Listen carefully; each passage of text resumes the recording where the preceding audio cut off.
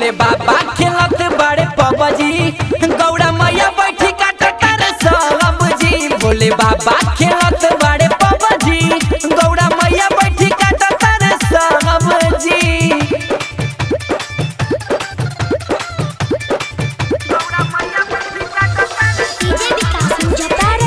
Recording studio Vaishali.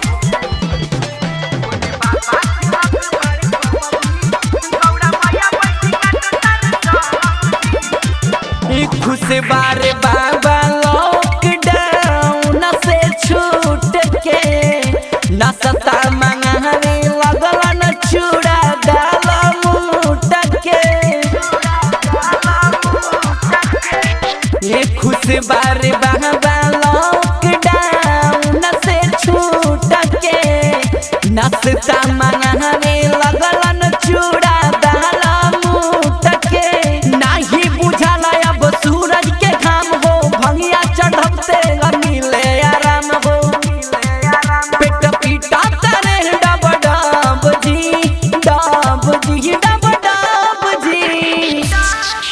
Bhole बाबा खेलत बड़े पबजी गौड़ा मैया बैठी काटता रे सब्जी। भोले बाबा खेलत बड़े पबजी गौड़ा मैया बैठी काटता रे सब्जी।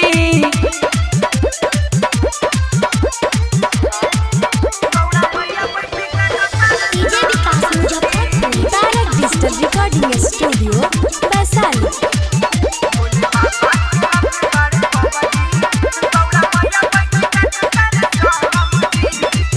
इस सब्जी काटे में दर्द उठ गइल कलाई में।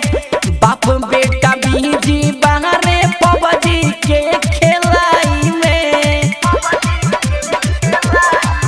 हाँ सब्जी काटे में दर्द उठ गइल कलाई में। बाप बेटा बीजी बाहरे पबजी के खेलाई में। हम बसहा बैला जाके नगरी में घूमे गेहूं मन साप खूबे गर्दन में झूमे। सौरभ हम इतना चे हब बजी हाँ बजी हब बजी। भोले बाबा खेलत बड़े पबजी गौड़ा मैया बैठी काटता रे सब्जी। भोले बाबा खेलत बड़े पबजी गौड़ा मैया बैठी काटता रे सब्जी।